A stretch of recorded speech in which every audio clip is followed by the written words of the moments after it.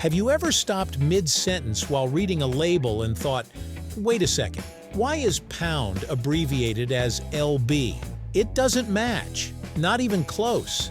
If anything, you'd expect something like PD or maybe just P, but instead we get LB, two letters that don't even appear in the word pound, and yet this strange abbreviation shows up everywhere. On grocery scales, gym equipment, shipping labels, it's practically unavoidable. So what's going on here? Why does LB mean pounds? Well, the answer takes us way back, long before modern English even existed. It's a story that involves ancient trade, the Roman Empire, and a language that quietly shaped the way we measure things today. Let's break it down. Right here on History of Simple Things.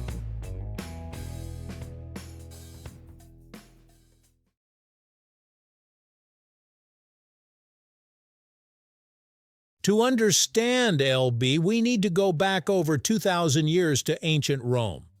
The Romans had their own system of weights and measures, and one of the most important units they used was called the Libra. Now here's where things start to click. The word Libra meant balance or scale, and it referred to a standard unit of weight, roughly equivalent to about 327 grams in today's terms. That's a bit less than a modern pound, but close enough to be recognizable.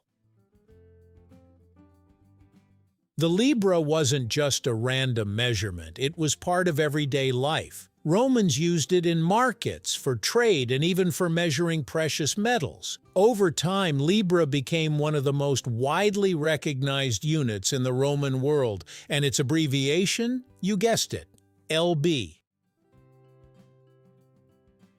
So how did a Latin word like Libra end up influencing modern English? After the fall of the Roman Empire, Latin didn't just disappear, it evolved and influenced many European languages, including English.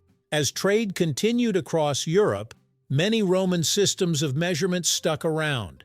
Even though languages changed, the abbreviations often stayed the same.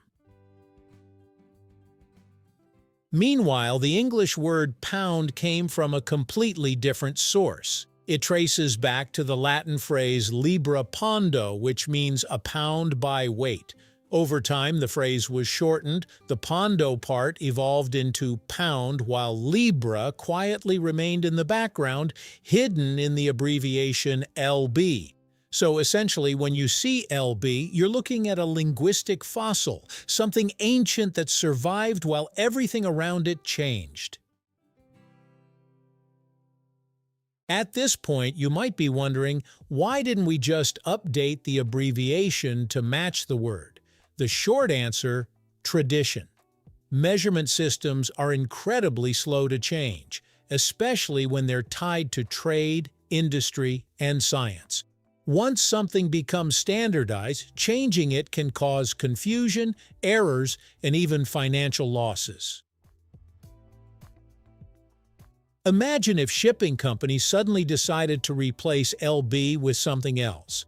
Every scale, every label, every system would need to be updated. That's a massive undertaking. So instead, we stick with what works, even if it seems strange. It's actually not uncommon.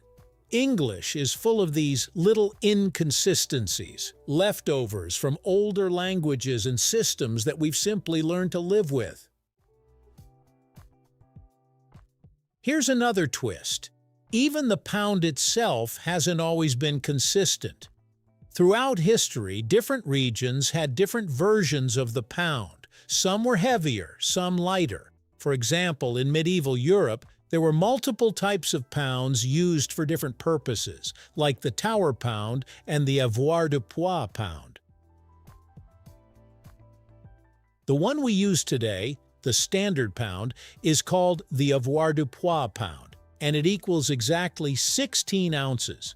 In modern terms, that's about 453.592 grams, so not only does the abbreviation come from an ancient language, but the measurement itself has evolved over time.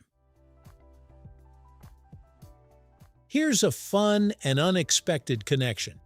The word Libra might sound familiar, and that's because it's also the name of a zodiac sign. Yes, the same Libra that represents balance, the scales. That's not a coincidence. The symbol for the zodiac sign Libra is a set of scales which ties directly back to the original meaning of the word in Latin. So every time you see LB, you're indirectly referencing the same concept behind an astrological sign. Not something most people think about when they're weighing groceries. Now you might be thinking, why are we even using pounds in the first place? Why not just switch entirely to kilograms like most of the world?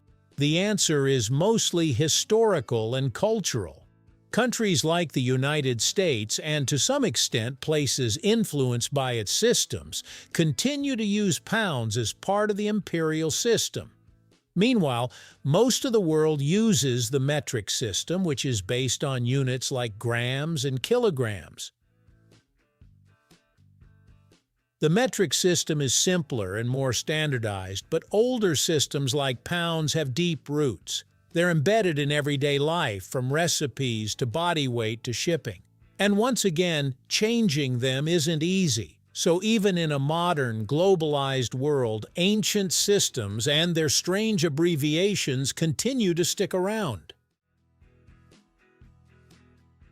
Think about how often you see LB without questioning it. At the grocery store, apples priced per pound. At the gym, weights labeled in pounds. Online shopping, shipping costs based on weight in pounds. It's everywhere, and yet most people never stop to wonder why those two letters are used. That's the fascinating thing about everyday language and symbols. They feel normal, even when they don't make logical sense, until you look closer. So the next time you see LB, remember you're not just looking at an abbreviation. You're looking at a tiny piece of history.